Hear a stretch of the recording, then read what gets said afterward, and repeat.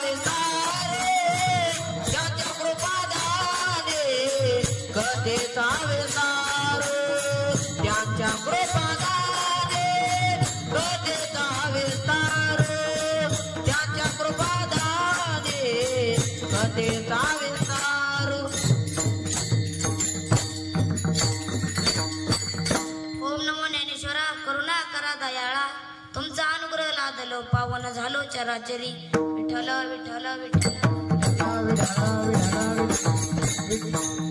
प्रस्तुत प्राप्त प्रसंगी कीर्तन रूपे सेवे करताना वडील अभंग जगद्गुरु जगतवंदनीय महान भक्त महान साधू महान वैराग्य पंचवेद निर्माते देव निवासी श्री संत तुकोबाराय यांचा असा 4 चरणाचा सेवेसाठी घेतलेला अभंग आहे विठ्ठल विठ्ठल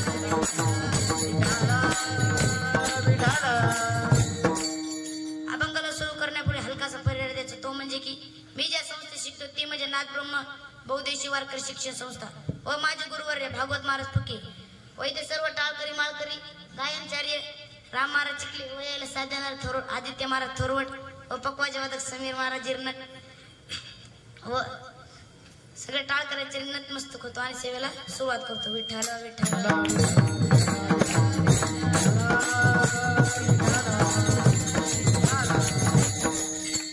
अभंगाचा प्रतिपाद्य विषय असा आहे की अभंगाच्या प्रथम चरणात तुकोबाराय काही विशिष्ट गोष्टीचा उल्लेख करतात म्हणजे संपूर्ण अभंगात संतांची किंवा जे जे महान पुरुष मूर्ती लोकांतून होऊन गेले त्यांच्या माता पितांना धन्यता देतात कारण हे संत इतके पैत्रवान असतात तर त्यांचे माता पिता किती पवित्र माणसं तर हेच झाले अभंगाचे प्रथम चरण. शुद्ध बीजापोटी फळे रसाळ गोमटी.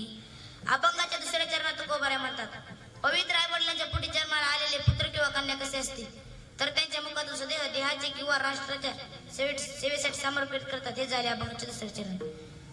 अभंगाच्या तिसऱ्या चरणात तुकोबाऱ्या म्हणतात, पवित्र आई वडिलांच्या पोटी जन्माला आल्यानंतर पुत्र किंवा कन्या कसे असतील तर त्यांचे संपूर्ण शरीर व चित्त गंगेच्या पाण्याप्रमाणे निर्मळ असतात. हे झाले अभंगाचे तिसरे चरण.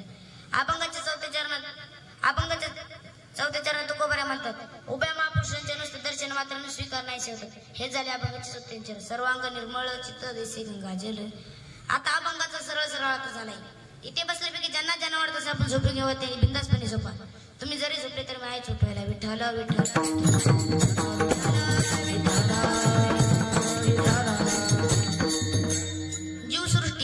जीवसृष्टीमध्ये शुद्धतेला फार महत्व आहे आणि संसारात शुद्धतेला फार महत्व आहे. मनुष्याचे मन शुद्ध पाहिजे.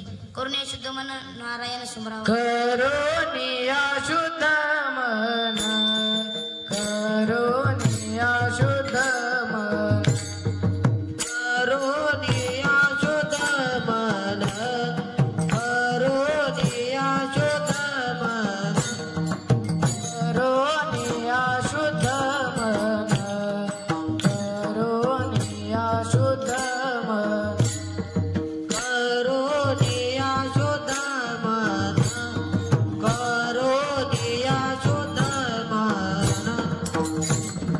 नारायण स्मरावा, नारायण स्मरावा, नारायण स्मरावा, नारायण स्मरावा.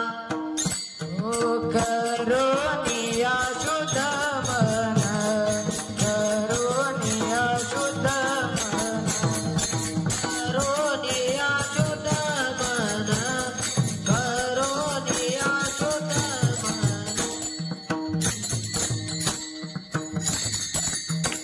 ज्यांना आपण सेव करतो त्यांना शुद्ध पाहिजे. अन्नाचे 3 प्रकार किती सांगितलेले आहे. फलार, दूध, तूप, शाकाहारी सात्विक आहार म्हणतात. तिखट व तळलेले यास राजसार म्हणतात. सडलेले विचळे यास तामसार म्हणतात. मी काय सांगू तुम्हाला अन्न शुद्धता. विठ्ठल विठ्ठल. विठ्ठल विठ्ठल विठ्ठल विठ्ठल. नाव शुद्धी. या जगात फक्त भगवान परमेश्वराचे नाव शुद्ध आहे. नाहीतर काहीचे नाव आहे गंगाधर, आंघोळ करत नाही महिनाभर. नाव आहे वाघमारे, उंदीर पाहून घरात शिरे.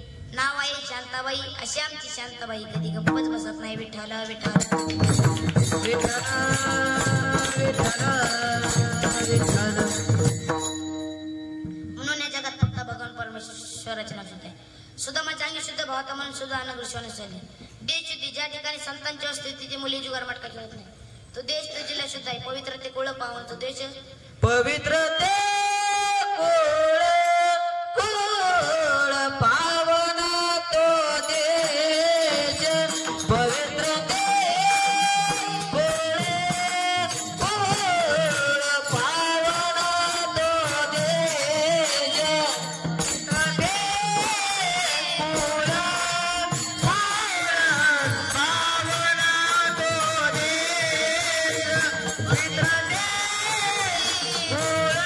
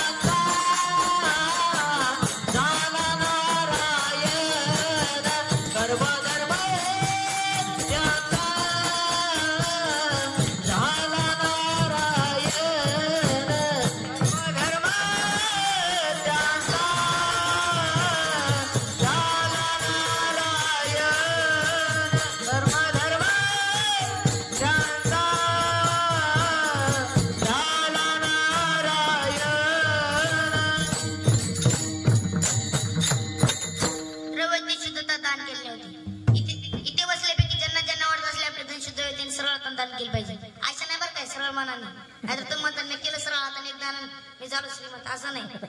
त्यामुळं काही रिकांटिक जुगार लाखो रुपये खर्च करतात, पण देवाच्या ठिकाणी 1 रुपये खर्च करत नाहीत. कुठे पैसे खर्च करावे आणि कुठे वाचवावे आधी कळले पाहिजे.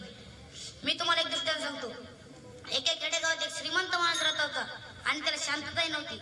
आमच्यासारख्या एका महाराजांनी सांगितलं सत्यनारायणची पूजा करा, तुम्हाला पुत्र प्राप्त होईल. मग त्यांनी दुसऱ्या दिवशी सत्यनारायणची पूजा करायला ठरवली.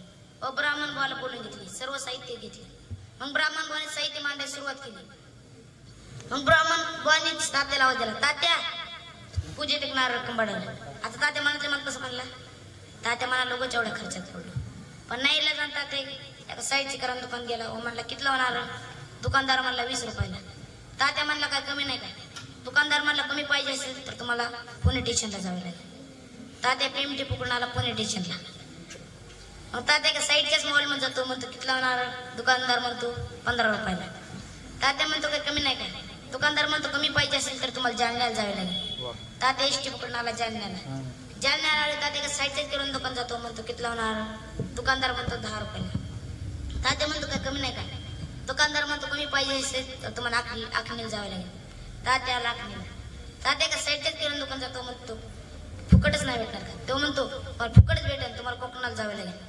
तात्या आता एसटी पुण्याला कोकणाला तात्या काय तात्याला उंच उंच नारळ झाडं दिसतात. मग तात्या काय झाडावर चढतो, 10-20 नारळ पाडतो, 10-20 नारळ घेतो, पण काय त्याला अजून एक मोठं नारळ दिसतंय. मग तिचे डबल नारळ डबल घ्यायला चालू करते. अय बचत गट तिकडे लक्ष दे, अजून नारळ घ्यायला चालू करते आणि त्या नारळाला लटकून बसते. तर मग त्याचं नशीब चांगलं होतं, उंटवाला जात होता. उंटाला आवाज होते, ओ उंटवाले मला वाचवा. उंटवाला म्हणला का मी तुला फुकट दिसलो काय, ते म्हणते 5,000 रुपये देतो पण मला वाचवा. आता उंटवाला मला 5,000 रुपये तर वाचवतो. मग ते त्याच्या उंटवर चढला आणि त्याच्या काय हात पोचत नाही, त्याचे एवढे राहिले ते.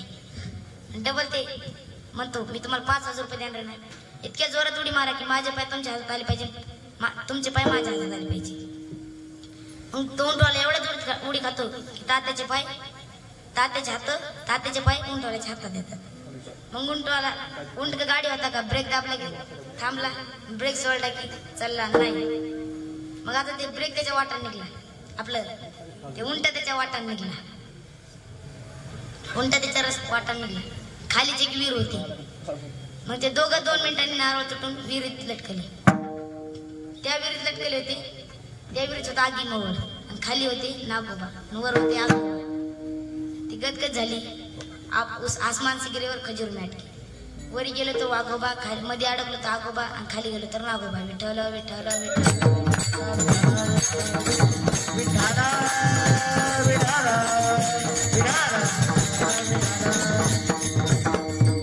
हा तर तिला पडली सत्यनारायण पूजा, म्हणून शुद्ध त्याला फार महत्व आहे. हे झाले अभंगाचे प्रथम चरण.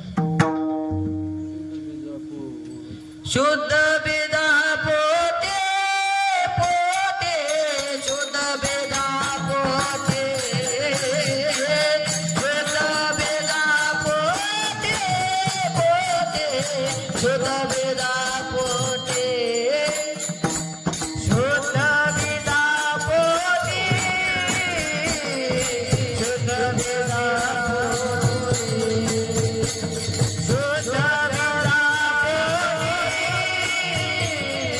शुद्ध बेदा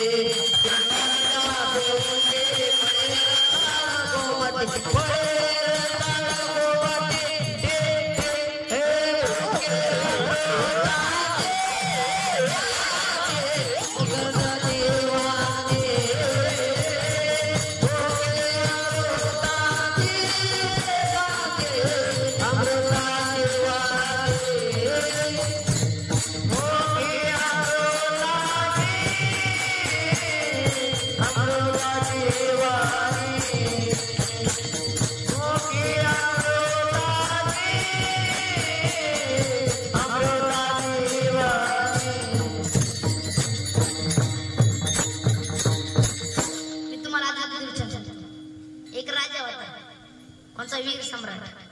त्याच्या महालाच्या द्वारापुढे एक झाड होतं. काय होतं सुनील महाराज? बाबळीचं रताळ्याचं. तुम्हाला खरं सांग, झाड विठ्ठला विठ्ठला विठ्ठला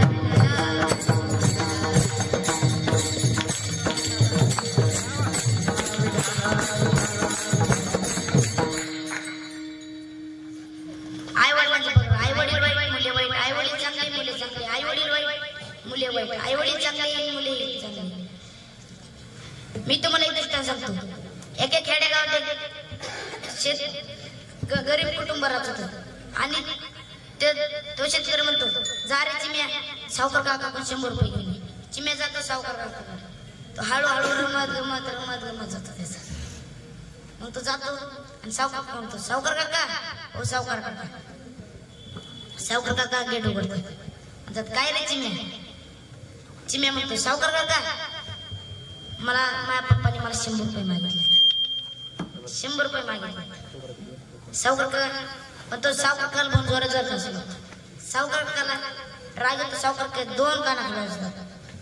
धडा धड धडा 2 देतात. मग त्याला कोंडून ठेवतात आतल्याकडे. 1 तास झाला, 2 तास झाला.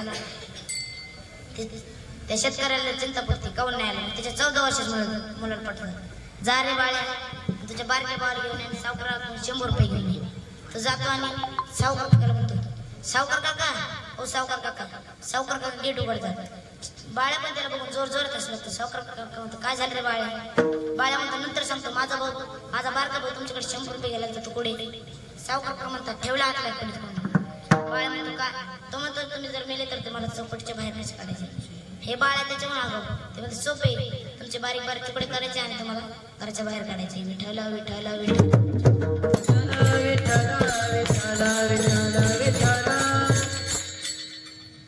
आता डबल 2-3 तास झाले. याला पण आतल्या खोलीत म्हणून ठेवलं. मग त्याच्या बापाला चिंता पडते. तो जातो म्हणतो, सावकार, ओ सावकार. सावकाराकडे जातो. सावकार गेट उघडतो. हे पण आलाय, हे पण जोर जोरात हसायला चालू होतं. तर मग काय होते, ते हसायला चालू होतं. सावकारला याचा पण लागत. काय झालं रे शेती? हे म्हणते, काय नाही, माझे 2 मुले त्याकडे 100 रुपये घ्यायला त्यांचे गोडी. तर म्हणते, ठेवले आतल्या खेळते म्हणतो. शेतकरी म्हणतो, का? तो म्हणतो, पहिला म्हणतो, तुम्ही जर मेले तर तुम्हाला चौकटीच्या बाहेर कसे काढायचे. आणि दुसरा म्हणतो, सोपे, तुमचे बारीक बारीक तुकडे करायचे आणि चौकटीच्या बाहेर काढायचे. ते शेतकरी त्याच्या विषयाला ते म्हणते, हे नाणे बेश्रम आहे. एक पेट्रोल पंपवर जाऊन एक